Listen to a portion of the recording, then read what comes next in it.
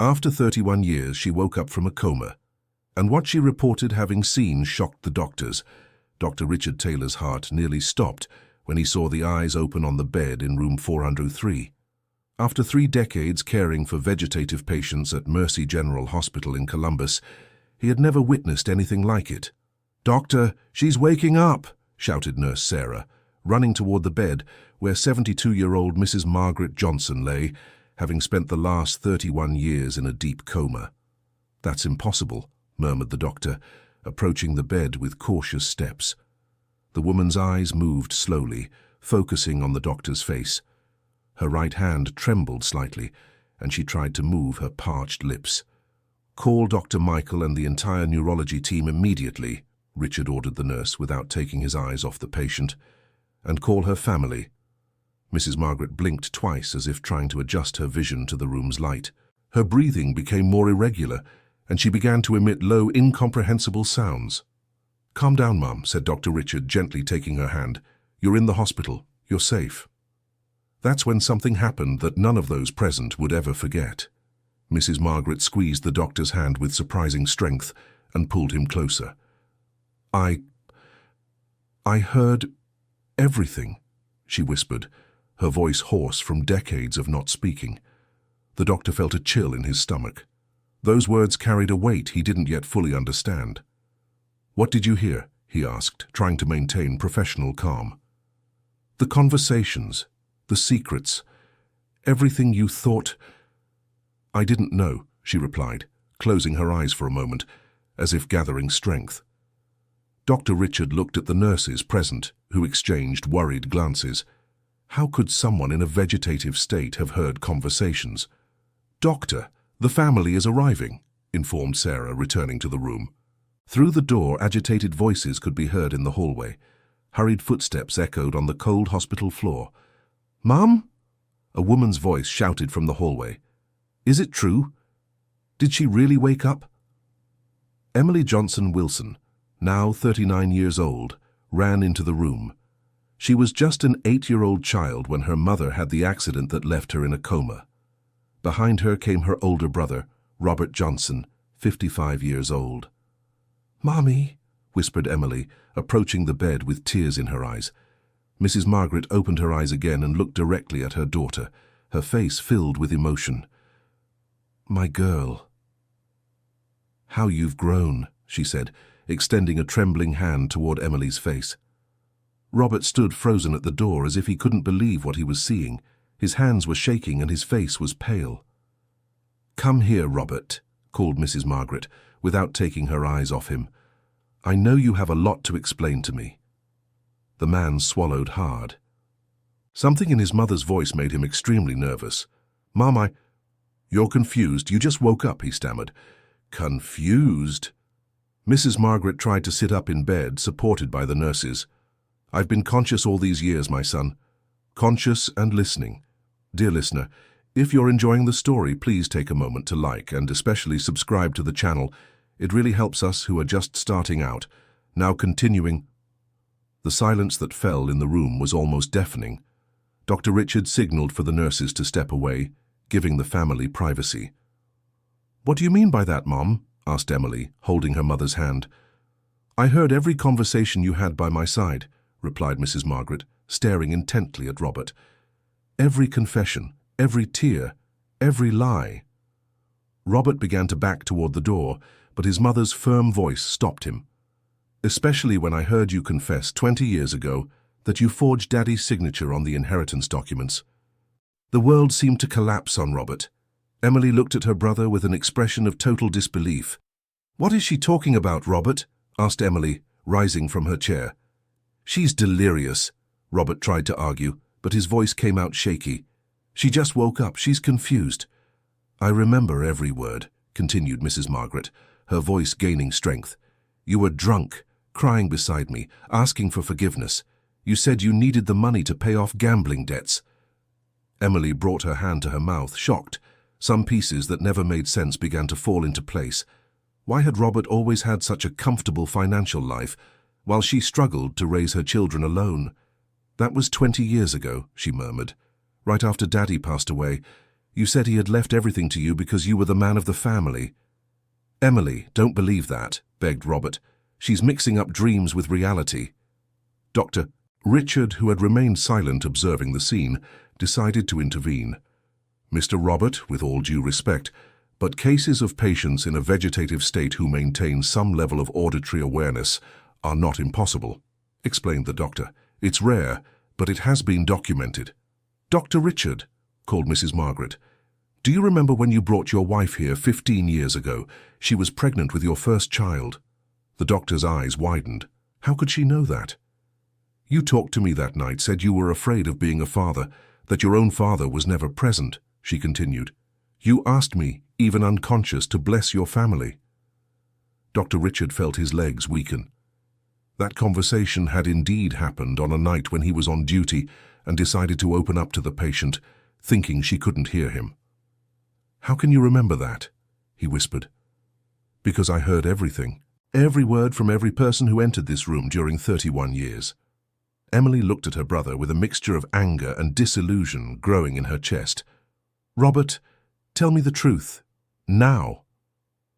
I needed the money, he finally admitted, collapsing into a chair. I had huge debts. I thought she was never going to wake up anyway. You stole my inheritance, said Emily, tears streaming down her face. All these years, I worked 2 jobs to support my children, while you— Wait, interrupted Mrs. Margaret. There are more things you need to know. Her tone of voice made everyone in the room pay attention. The accident that put me in a coma wasn't exactly an accident. Robert and Emily looked at each other, confused. What do you mean, Mom? Asked Emily. I had found out on the day of the accident that Robert was stealing money from your father's grocery store. I found the forged documents in the office at home. The memory came back like a movie in Mrs. Margaret's mind. It was a rainy September afternoon in 1993. She had gone to her husband's office looking for the life insurance papers when she found documents she shouldn't have seen. I was on my way to the grocery store to confront both of you when I lost control of the car in the rain. But it wasn't just the rain, she continued. I was crying so hard I could barely see. Robert hid his face in his hands.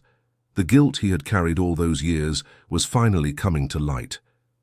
Mum, I'm so sorry, he murmured. I was young. I was desperate. You were 24, Robert. Old enough to know what you were doing, retorted Mrs. Margaret. And did Daddy know? Asked Emily. Your father found out everything a week after my accident, revealed their mother. He came here by my side and cried for hours. He said he didn't know how to handle the situation because I was in a coma and Robert was his only son. The truth began to unravel like a ball of yarn being unwound. Robert had taken advantage of his mother's condition to continue manipulating the family's financial situation. Daddy let you do whatever you wanted with the money because he felt guilty, Emily realized. He believed he had failed as a father. Your father spent the last 5 years of his life blaming himself for everything, confirmed Mrs. Margaret. He came here every night to talk to me, asking for forgiveness for not having raised Robert better. Dr. Richard decided he needed to give the family some time to process everything. I'm going to ask them to keep the visit short for today, he intervened. Mrs. Margaret needs rest, and you all also need time to take all of this in. No, said Mrs. Margaret firmly. I've waited 31 years to have this conversation. I won't wait any longer. She looked directly at Robert, who still had his face in his hands. Lift your head and look at me, Robert. He obeyed reluctantly, revealing eyes red from crying. I forgive you, she said, surprising everyone. But now you are going to fix everything. How, Mother? He asked, his voice choked. You are going to give back to your sister everything you took from her, with 31 years of interest. Emily couldn't believe what she was hearing. After so many years of struggling financially, the truth was finally coming out. Mother, you don't have to, Emily began to say. Yes, I do, interrupted Mrs. Margaret. And there's one more thing you need to know, Emily. The youngest daughter approached the bed, intrigued. What is it, Mother?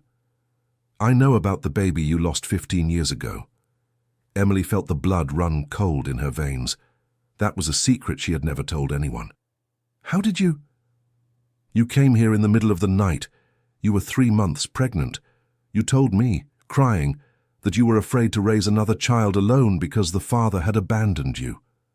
Emily's tears fell like a waterfall. It was true. In a moment of desperation, she had gone to the hospital to pour her heart out to her unconscious mother. "The next day you came back and told me you had lost the baby," continued Mrs. Margaret. "You said that maybe it was for the best, but I felt your pain. You cried so much you soaked my pillow." "Mother," whispered Emily, taking the woman's hand, "you carried that guilt alone all these years, my daughter. But it wasn't your fault. These things happen." Robert looked at his sister, realizing for the first time how much suffering she had faced alone while he lived comfortably with the stolen money. "I didn't know," he murmured. "How would you know?" she retorted. "You never cared about anything beyond your own well-being." Dr. Richard observed this family gathering with a mixture of medical fascination and human emotion. In over 30 years of his career, he had never witnessed anything like it. "Mrs. Margaret," he said, "you said you heard everything during these years. Can you give me more examples? For medical purposes, it's important we document this." "Of course, doctor," she replied. "I remember when Nurse Sarah discovered she had cancer 10 years ago. She would cry here by my side during her night shifts." Sarah, who was still in the room, widened her eyes. "How do you know that?" she asked, visibly shaken. "You used to say that taking care of me helped you forget your own problems, that talking to me, even without an answer, calmed you down." The nurse began to cry. During those difficult years of cancer treatment, she really did find peace by talking to Mrs. Margaret. "And I also remember when Father Matthew would come to say Mass here in the room," the patient continued. "He always said he was sure God was keeping me alive for some special reason." "The priest still comes to visit her once a week," informed Dr. Richard. "I know. I heard him last week asking me to give a sign that I was okay. Now I can say I was always okay, just trapped in a body that wouldn't obey." Emily dried her tears and looked at her brother. "Robert, are you really going to return everything?" "Yes," he replied without hesitation. "I'll sell my house if I have to. You deserve to have back what's yours." "Don't sell your house," intervened Mrs. Margaret. "Your wife and children aren't to blame for your mistakes. Find another way."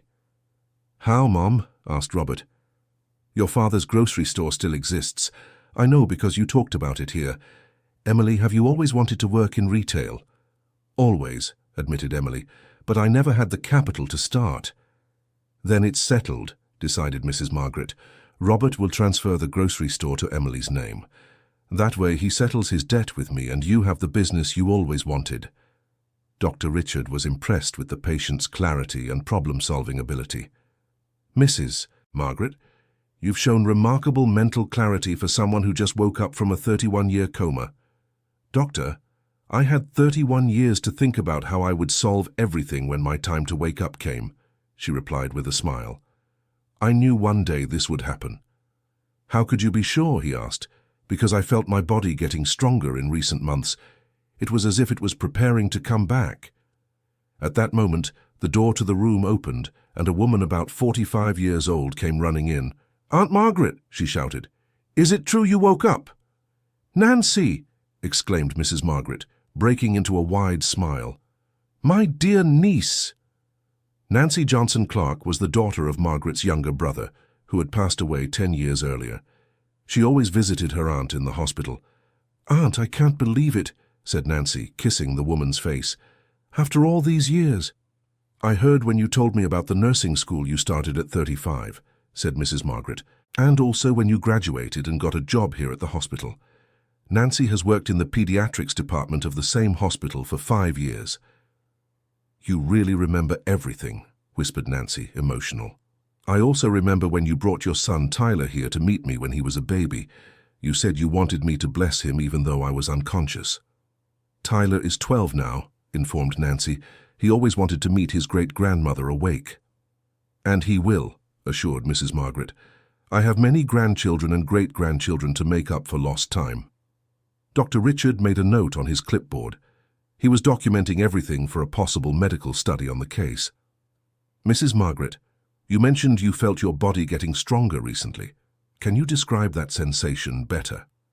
In the last 6 months, I started being able to move my fingers slightly, she explained.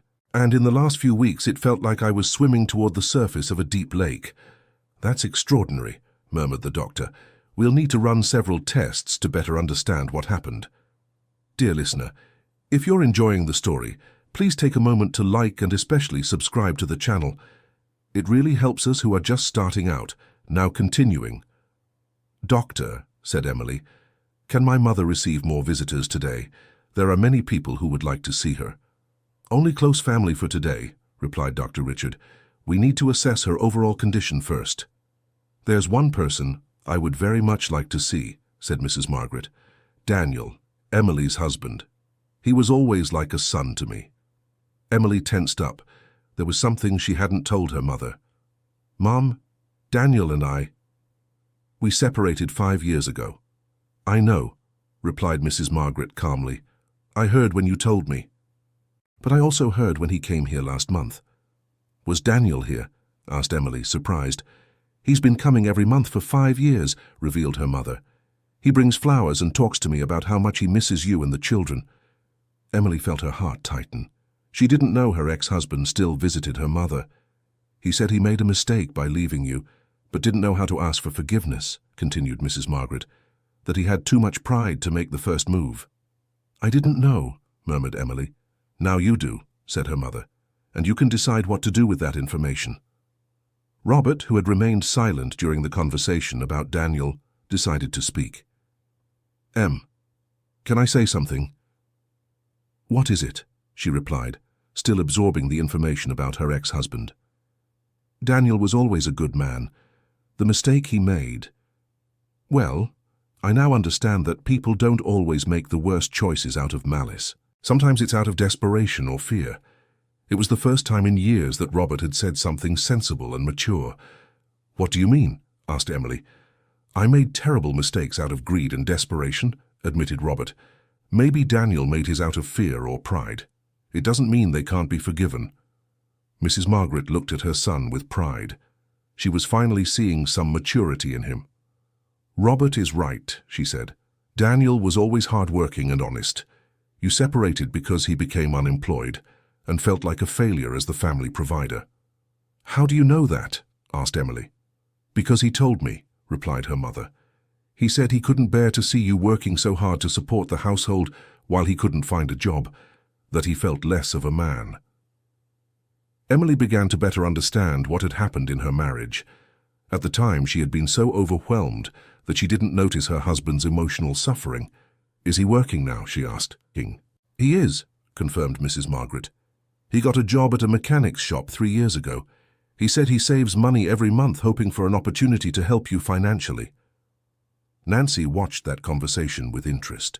She had known Daniel since childhood and always thought he and Emily were made for each other. Aunt, can I say something? Asked Nancy. Of course, dear. Daniel always asks about Emily when he meets me in town. He never got over the separation. And you, Emily? Asked Mrs. Margaret. Did you get over it? Emily remained silent for a few moments, reflecting on her feelings. No, she finally admitted, but I had so much wounded pride at the time that I didn't want to listen when he tried to explain. Wounded pride is something that hurts deeply, said Mrs. Margaret, but it's curable, unlike many other wounds. Dr. Richard observed that involuntary family therapy session with fascination. It was evident that Mrs. Margaret had used her years in a coma to emotionally process all family situations. Mrs. Margaret, he said, it seems you've used these years to become a kind of family counselor. Doctor, when you can only listen and think but can't speak or act, you develop a different perspective on problems, she explained. I had time to analyze every situation from all possible angles. And did you reach some conclusions? Asked Dr. Richard. I did, she replied. The main one is that most family problems come from a lack of honest communication. People hold on to grudges, fears, and guilt instead of talking openly. Emily looked at Robert, then at Nancy. It's true, she admitted. If I had talked more with Daniel at the time, maybe our separation wouldn't have happened. And if I had talked with Dad about my debts instead of forging documents, maybe none of this would have happened, added Robert. Exactly, agreed Mrs. Margaret. That's why now that I'm awake, let's resolve everything with honest conversations. At that moment, the door to the room opened again. A woman around 40 years old entered hesitantly. Excuse me, I'm Rebecca, the night shift nurse. I heard the patient in room 403 woke up. Ms. Rebecca, exclaimed Mrs. Margaret, please come in. Rebecca approached the bed with wide eyes. How do you know my name? I always wear my badge, but... You've worked here for 12 years, said Mrs. Margaret, and you always talk with me during your night shifts. You told me about your struggle to raise your 2 children alone after your husband left. Rebecca began to tremble. During all those years, she had indeed talked with Mrs. Margaret during lonely nights at the hospital. I didn't know you could hear me, she stammered. I heard everything, dear.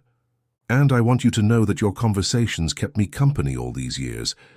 But I talked about my personal problems, complained about life, said Rebecca, embarrassed. And it helped me understand I wasn't the only person going through hardships, replied Mrs. Margaret. Your problems made me reflect on my own. Dr. Richard made a few more notes. The psychological impact of Mrs. Margaret's presence in the hospital was much greater than he had imagined. Rebecca, he called, could you gather the other staff who have cared for Mrs. Margaret over the years? I think it would be important for everyone to have this conversation. Of course, Doctor, replied Rebecca, still in shock. I'll call the physical therapy team too. They'll want to know about this.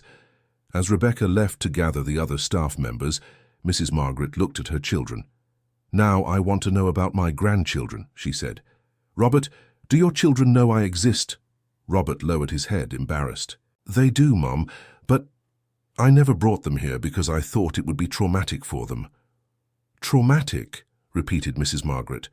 Or were you afraid they might say something in front of you that could give away your secrets? Maybe a bit of both, admitted Robert. And you, Emily? Do your children know me? Yes, Mom. Nathan and Jennifer have always come here with me since they were little. They're 28 and 25 now. I know, said Mrs. Margaret, smiling. Nathan is engaged to Madison and Jennifer is finishing her teaching degree. How do you... They told me everything when they came to visit, explained the mother. They always talked to me as if I could hear them. They were the only ones who did it naturally. Emily felt a wave of pride for her children. She had always taught them to treat their grandmother with affection, even while she was unconscious. They're going to go crazy when they find out you heard everything, laughed Emily. Especially Nathan, said Mrs. Margaret with a mischievous smile. He told me some secrets about Madison that even you don't know. What secrets? Asked Emily, curious. That's for him to tell you, replied her mother, winking. At that moment, Rebecca returned with a group of staff members. There were physical therapists, nursing assistants, and even cleaning staff. Mrs. Margaret, said Rebecca, these are some of the professionals who have cared for you over the years. Marcus, exclaimed Mrs. Margaret upon seeing a black man around 60 years old, my favorite physical therapist. Marcus nearly fainted. For 20 years, he had performed physical therapy on Mrs. Margaret to keep her muscles active. How do you know my name? He asked, approaching the bed. You always talk to me during our sessions, she replied. You told me about your grandchildren, about your upcoming retirement. But I never expected a response, murmured Marcus. And I couldn't give one, said Mrs. Margaret. But I always listened. You helped keep my body functioning all these years.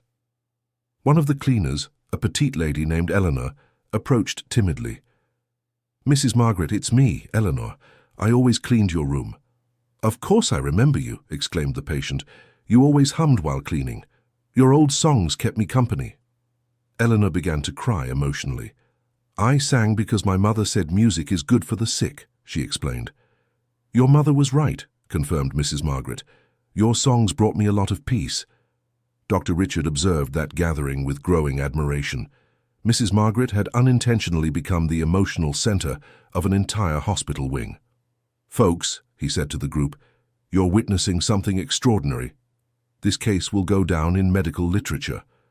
Doctor, called Marcus, does that mean all coma patients might be hearing?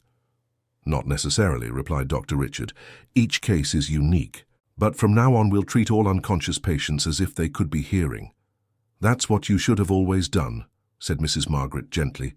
"You never know who's just trapped in their own body." Emily looked at her brother, who was watching everything silently. "Robert, what are you thinking about?" she asked. "I'm thinking that Mother became wiser during these 31 years than I did living freely," he replied. "Wisdom doesn't come from freedom," said Mrs. Margaret. "It comes from reflection and observation. I had plenty of both." Nancy, who had remained silent during the conversations with the staff, approached her aunt. "Aunt Margaret, can I ask something personal?" "Of course, dear." "Weren't you ever angry about being trapped in your own body for so long?" "At first, yes," admitted Mrs. Margaret. "The early years were full of rebellion. I screamed inside, tried to move my body with all my strength." "And what changed?" asked Nancy. "I realized the anger was hurting me more than the situation itself," she explained. "So I began to accept and use the time to better understand the people around me." "How did you manage to accept such a difficult situation?" asked Rebecca. "Because I understood that even trapped I still had a purpose," replied Mrs. Margaret. "I was the family's meeting point. I was the reason you all came here and ended up opening up, venting." Dr. Richard noted that response. The psychological aspect of the case was as fascinating as the medical one. "Mrs. Margaret, would you like to rest a bit?" he asked. "Doctor, I rested for 31 years, she replied, laughing. "Now, I want to live." Everyone laughed at the woman's witty response. "But there's one thing I'd like to do," she continued, turning serious. "What is it, Mother?" asked Emily. "I want you to call Daniel here. It's time to resolve this situation once and for all." Emily became nervous. "Mother, I don't know if I'm ready for this." "Daughter, you've been ready for the last 5 years. You just didn't know," said Mrs. Margaret firmly. "And Daniel is ready too. I could tell by how he spoke to me these past few months." "What did he say?" asked Emily, curious despite her nerves.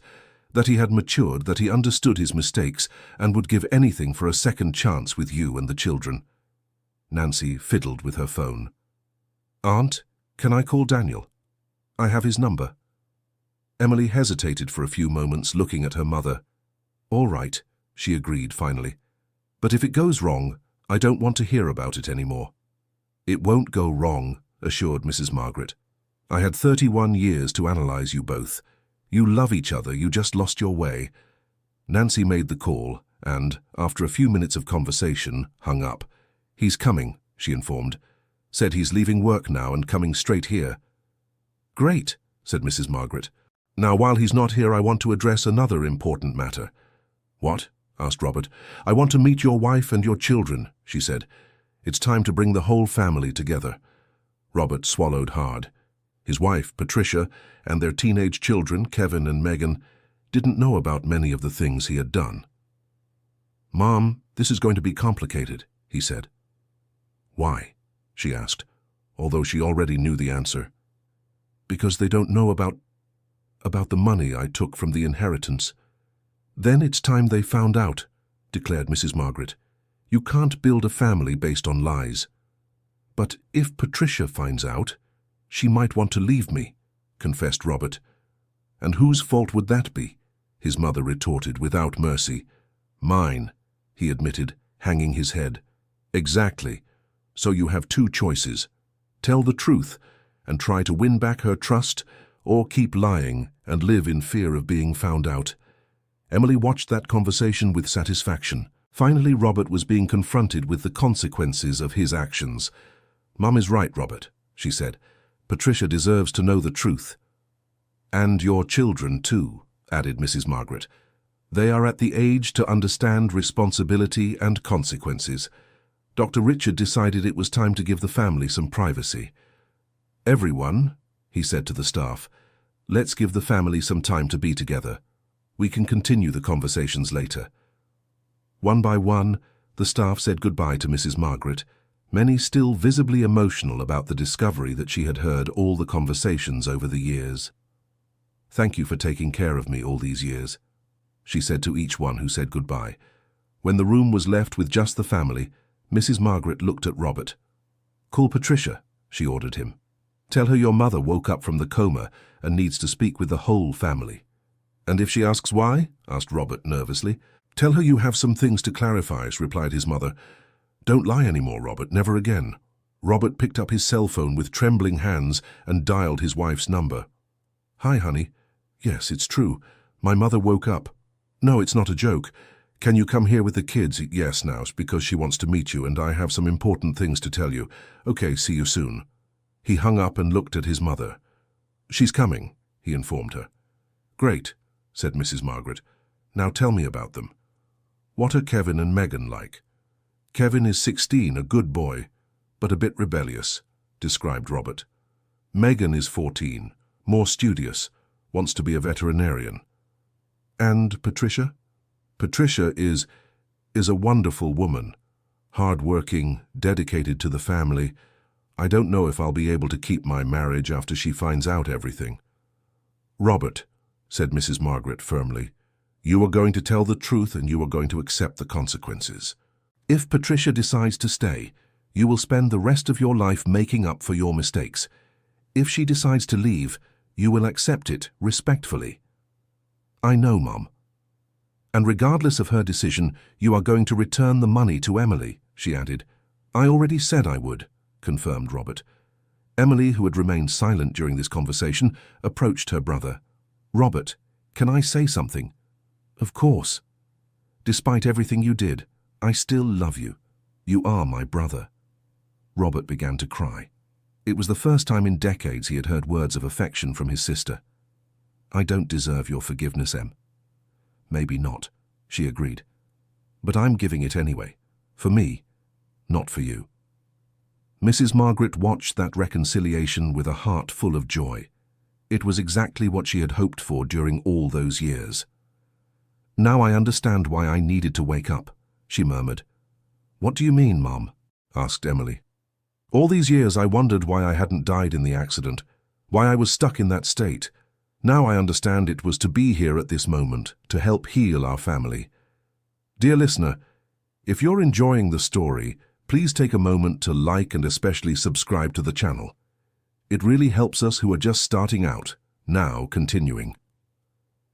About half an hour later, Patricia arrived at the hospital, accompanied by her 2 children.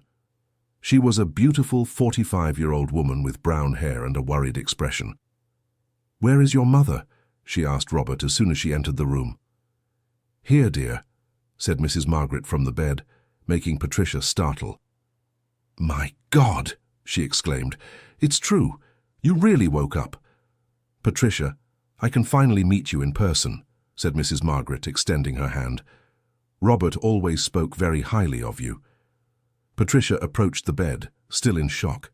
Mrs. Margaret, it's a pleasure to meet you. I'm so sorry for all these years. Don't be, interrupted Mrs. Margaret.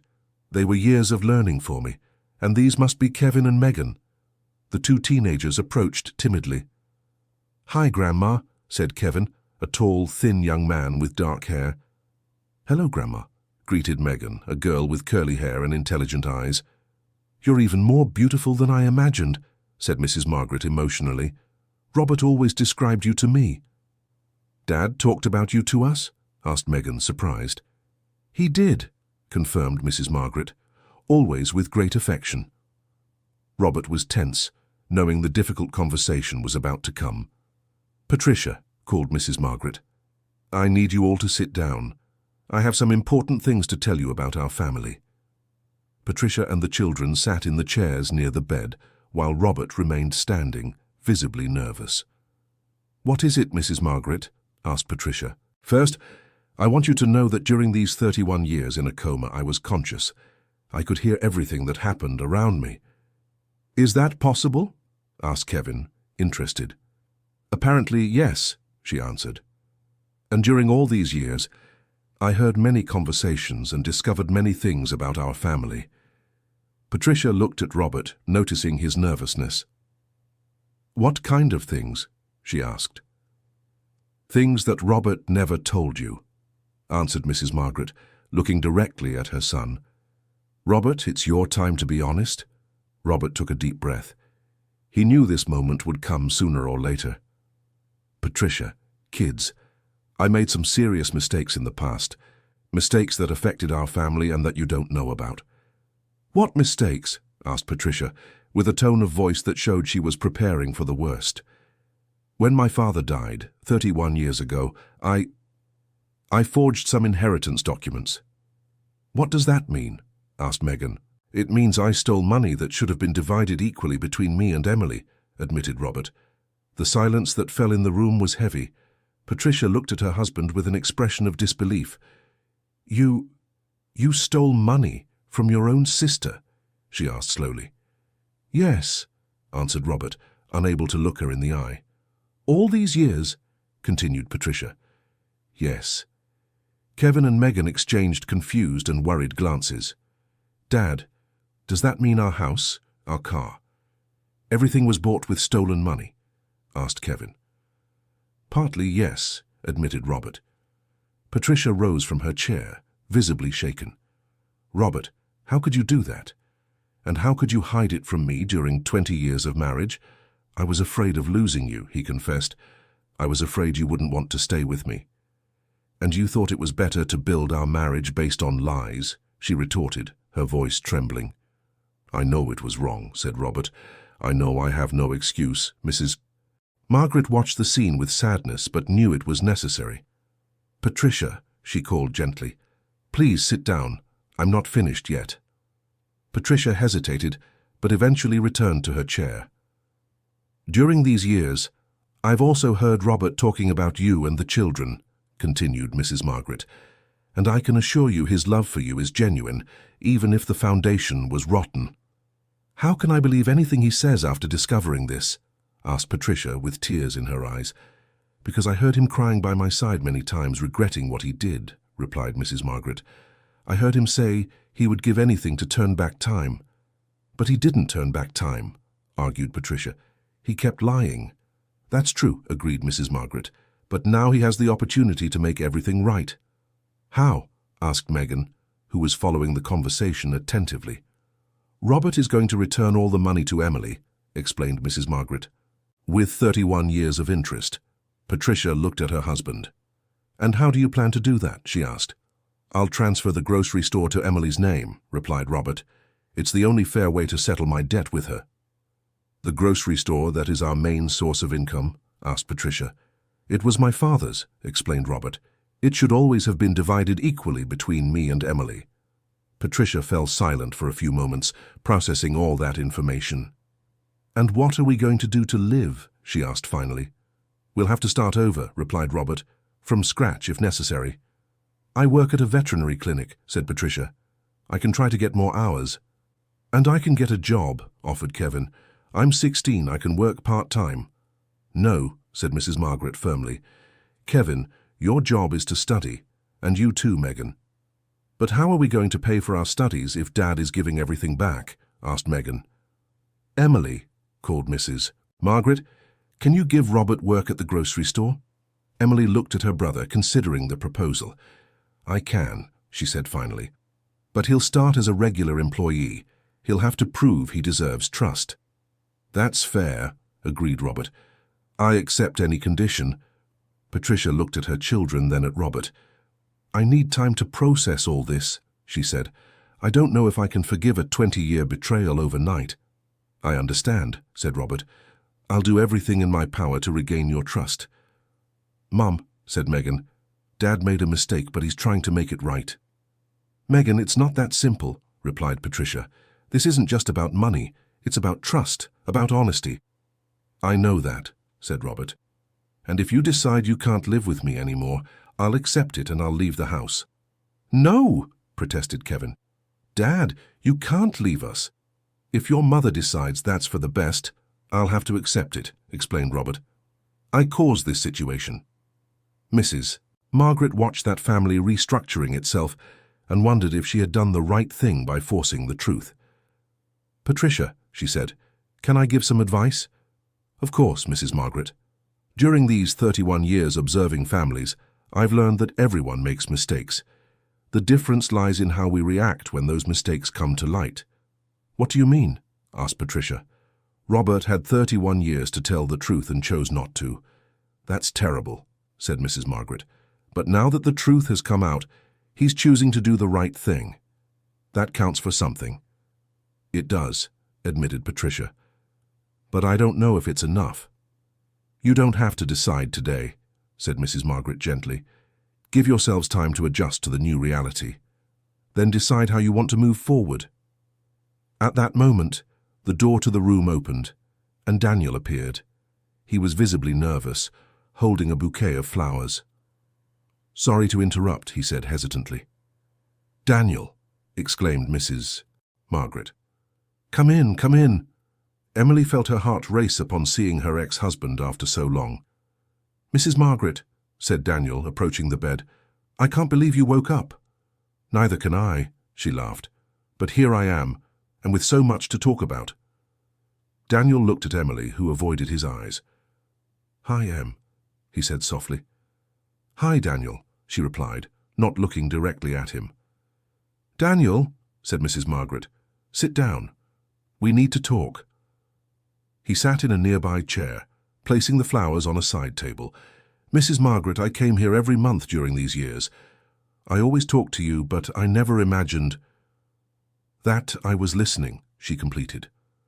"I heard every word, Daniel, every confession, every regret." Daniel looked at Emily, who finally made eye contact with him. "Emily," said Mrs. Margaret, "Daniel has some things to tell you, and you also have some things to say to him." "Mom, I don't know if this is the time," protested Emily, looking at Robert's family, who were still processing their own revelations. "This is exactly the time," insisted Mrs. Margaret. "The whole family is here, all the secrets are being revealed. We can't leave anything else for later." Daniel took a deep breath. I know you have no reason to forgive me," he began. "I was a coward. When I lost my job, instead of fighting alongside you, I felt like a failure and ran away."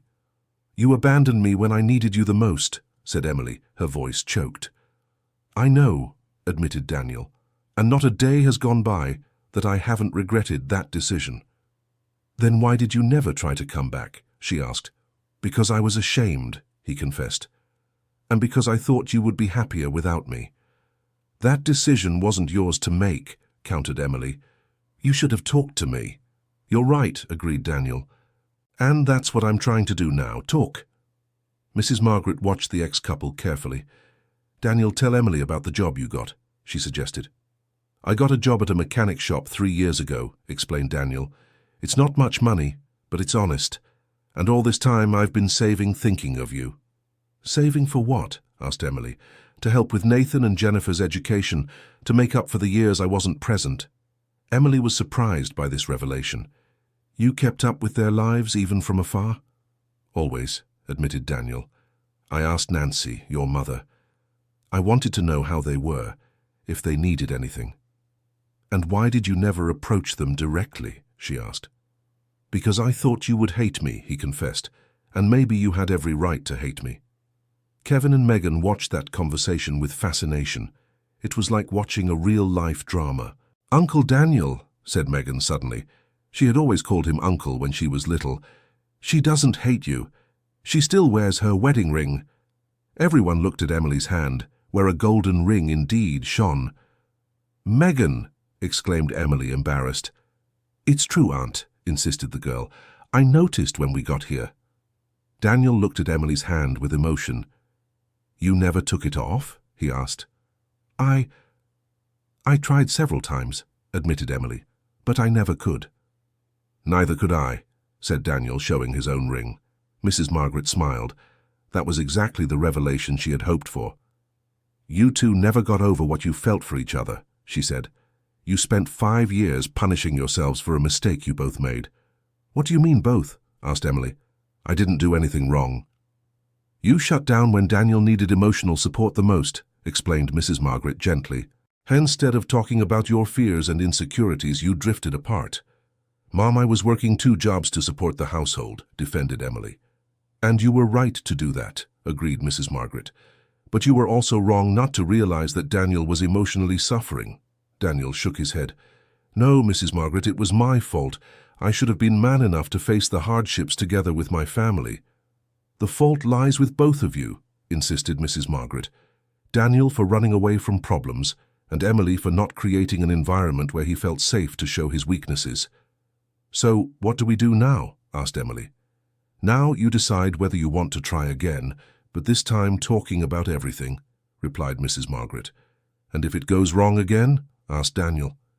"Then at least you will have tried the right way," said the woman. "But I don't think it will go wrong.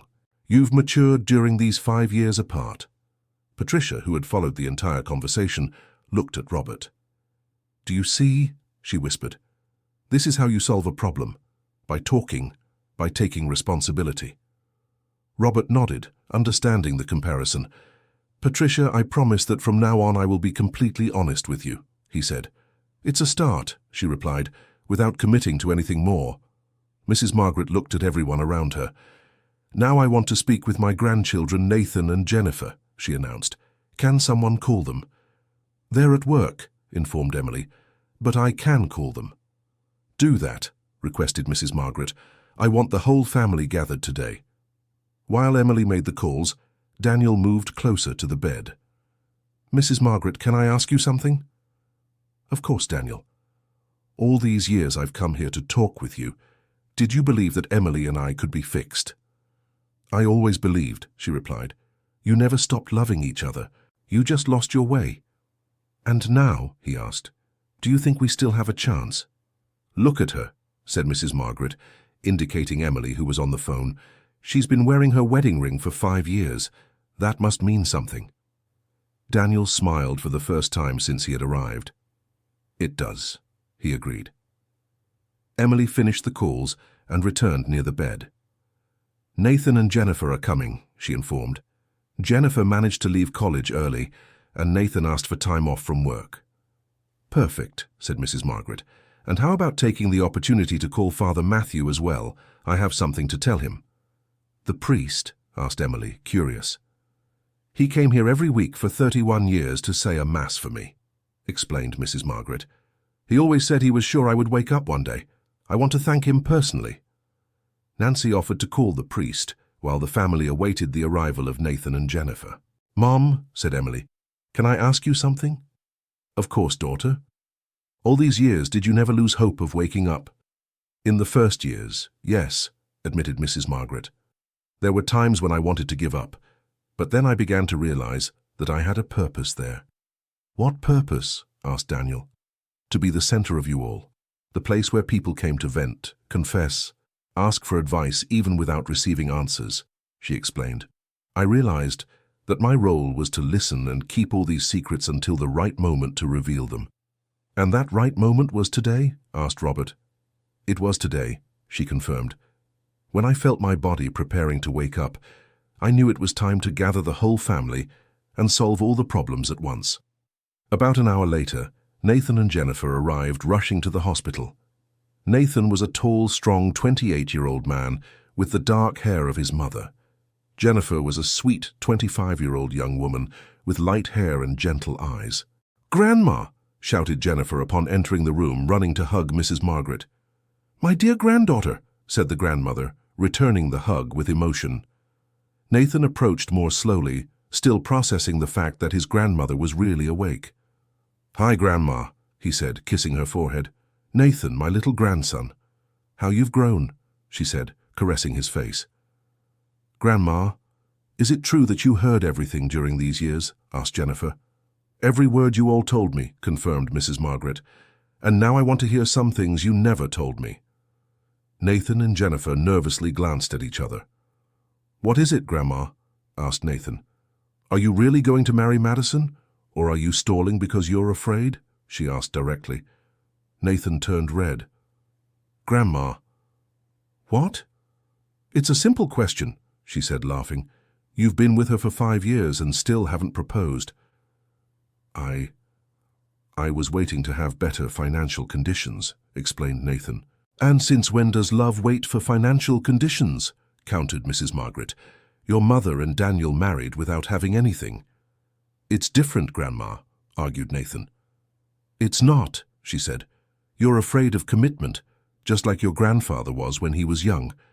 Jennifer laughed at her brother's situation. "Don't laugh, Jennifer," said Mrs. Margaret, turning to her. "You also have your own issues to resolve." "Me?" asked Jennifer, surprised. "You're in love with your college teaching methods, Professor, and don't have the courage to show your feelings," Jennifer was mortified. "Grandma, how do you know that?" "Because you told me last month," answered Mrs. Margaret. "You said he's divorced, has a young daughter, and that you two have a lot in common." "But he's my professor," protested Jennifer. "So what? You're graduating in 6 months," argued the grandmother. "After that, he won't be your professor anymore." Emily watched that conversation with amusement. It was comforting to see her mother guiding her grandchildren, as she always did before the accident. "Grandma," said Nathan, "do you really want me to propose to Madison now?" "I want you to do what your heart has been telling you to do for 5 years," she answered. "And your heart is telling you to marry her." "And what if she says no?" asked Nathan, insecure. "Then at least you'll know where you stand," said Mrs. Margaret pragmatically. "But she won't say no. That girl loves you more than the air she breathes." Daniel, who had remained silent watching the family reunite, decided to speak. "Nathan, can I give some advice?" "Of course, Daniel." "Don't make the same mistake I made," he said, looking at Emily. "Don't let fear or pride harm your relationship." "Daniel is right," agreed Mrs. Margaret. "Regret is a burden you don't want to carry." At that moment, Nancy returned to the room.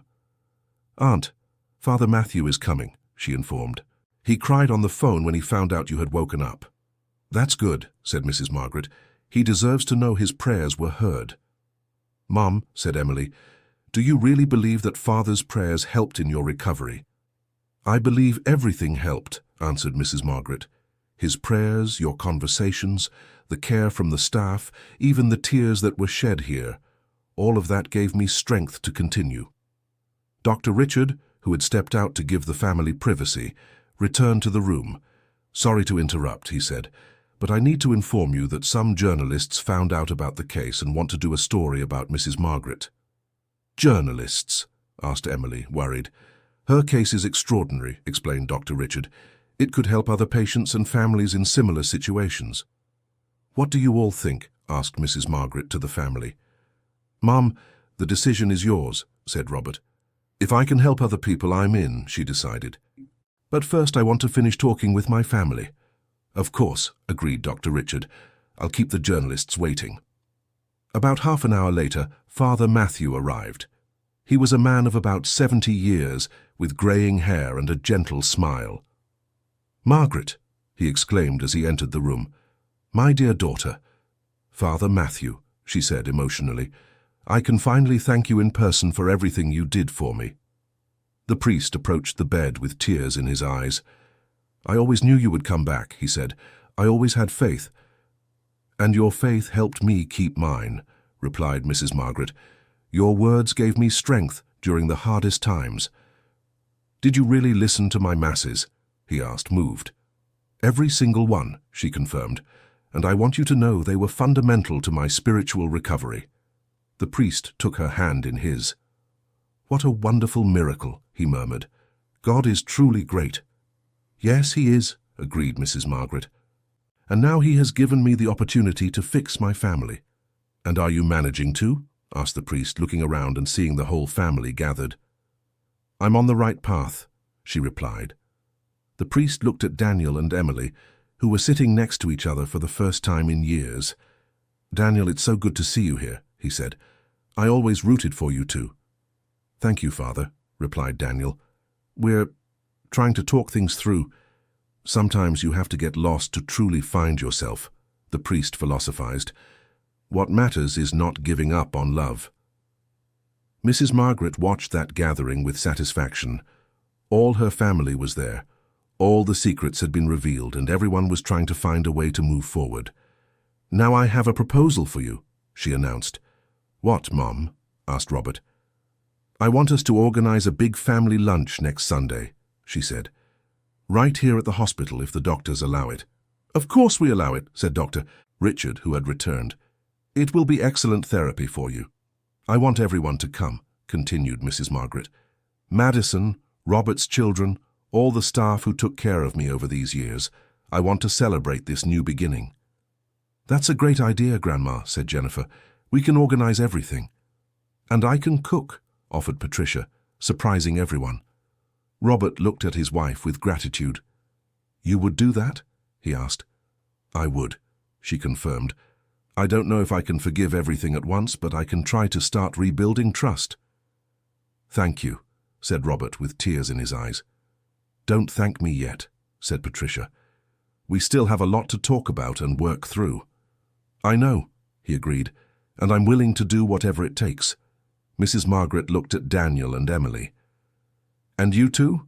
she asked. "Will you come together to the lunch?" Emily looked at Daniel, who was anxiously waiting for her answer. "We can try," she finally said. "Trying is a start," said Daniel, smiling. "It's more than a start," corrected Mrs. Margaret. "It's a new chance." Dr. Richard made a few more notes and looked at everyone in the room. "Do you know you're participating in something historic?" he asked. "This case will be studied by doctors all over the world." "What matters isn't the medicine," said Mrs. Margaret. "What matters is family. The medicine brought me back, but it's family that will keep me alive." "Mom," said Emily, "are you afraid of anything about the future?" "I'm afraid I won't have enough time to see all of you truly happy," admitted Mrs. Margaret. "But I also have hope that you've learned the lessons you needed to learn."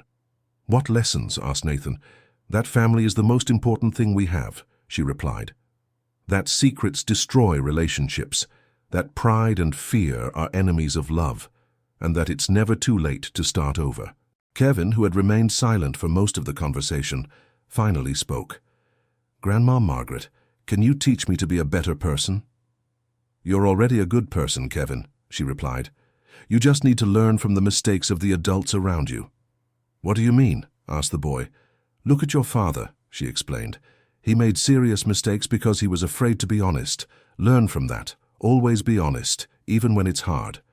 Kevin nodded, absorbing the advice. "And look at Daniel," continued Mrs. Margaret. "He let pride damage his marriage. Learn that asking for help and showing weakness doesn't make a man lesser." Daniel nodded, agreeing with the analysis. "You're very wise," said Megan. "I'm not wise," corrected Mrs. Margaret. "I've just had a lot of time to observe and reflect. Wisdom comes from experience, and I've had 31 years of experience observing people." Father Matthew stood up from the chair. "Margaret, I need to go," he said. "Need? But I want to say a prayer of thanks first." "Please," she said. Everyone in the room joined in prayer, thanking for the miracle of Mrs. Margaret's recovery and asking for strength to rebuild the family. When they finished, the priest said goodbye with a kiss on the woman's forehead. "See you Sunday," he said. "I'll be present at the family lunch." After the priest left, Dr. Richard approached the bed. "Mrs. Margaret, I need to talk about your medical care from now on," he said. "What needs to be done?" she asked. "Intensive physical therapy to regain muscle strength, neurological follow-up, and many tests," explained the doctor. "It's going to be a long process." "I'll be here for everything," said Emily immediately. "We'll be here," corrected Daniel, "if you'll allow me." Emily looked at him and, for the first time in 5 years, smiled genuinely. "I allow it," she said. "Then it's decided," said Mrs. Margaret happily. "We'll face this recovery as a family." Dr.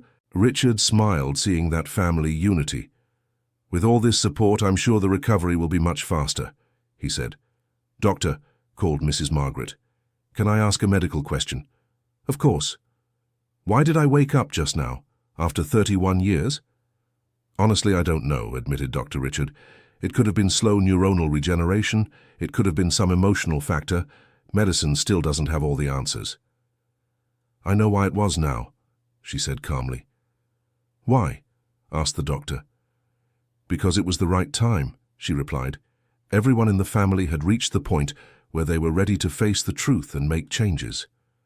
"Do you really believe that?" asked Dr. Richard. "I'm sure," stated Mrs. Margaret. "If I had woken up earlier, maybe Robert wouldn't have been ready to admit his mistakes. Maybe Daniel and Emily wouldn't have been mature enough for a reconciliation." "It's an interesting theory," admitted the doctor, "though I can't prove it scientifically." "Not all important things can be proven scientifically, Doctor," said Mrs. Margaret with a smile. When night fell, the family began to organize to go back home. "Mom, we don't want to leave you alone," said Emily. "I won't be alone," replied Mrs. Margaret. "I have the whole hospital staff who are already like a second family to me." "But I can stay here with you," offered Nancy. "You don't need to, dear," said Mrs. Margaret. "You all need to return to your lives. But I want everyone to come back tomorrow." "We'll be back," promised Robert. "And I'll start arranging the transfer of the grocery store." "And I'll start thinking about how to organize everything," said Emily. Daniel approached the bed to say goodbye. "Mrs. Margaret, thank you for giving me a second chance," he said. "I'm not giving anything," she corrected. "You two are the ones giving yourselves a second chance." "I just made the conversation easier." "Even so, thank you," insisted Daniel. "Daniel," she called out as he was walking away. "Yes?" "Don't waste this opportunity," she said seriously. "Emily is a special woman. Treat her as she deserves." "I will," he promised. One by one, everyone said goodbye to Mrs. Margaret. When the room was empty, she lay down comfortably and smiled. "Mission accomplished," she murmured to herself. Dr. Richard came in for a final checkup for the day. "How are you feeling, Mrs. Margaret?" he asked. "Complete," she replied. "For the first time in 31 years, I feel complete." "You did something extraordinary today," commented the doctor. "You healed an entire family." "They healed themselves," she corrected. "I just showed them the way." "And now? What are your plans?" asked Dr. Richard. "Regain my physical strength, get to know my grandchildren and great-grandchildren better, and enjoy every minute I have left," she replied. "I believe you still have many years ahead," said the doctor. "I hope so," said Mrs. Margaret. "I have a family to rebuild and a lot of love to give." In the following days, Mrs. Margaret's story spread throughout the city and then across the country. Journalists from various parts of the United States came to interview her, and her story became a symbol of hope for many families.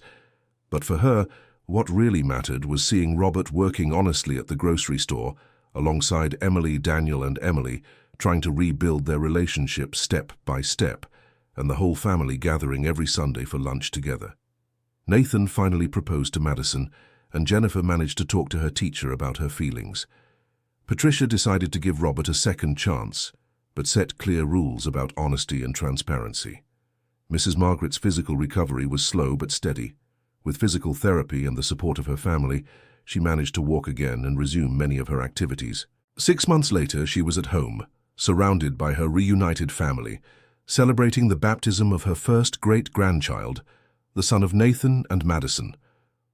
"You know what's most amazing?" she said to Dr. Richard, who had become a close friend of the family. "What?" he asked. "I spent 31 years asleep so I could wake up at the exact moment my family needed me the most," she said, smiling. "Do you really believe it was planned?" asked the doctor.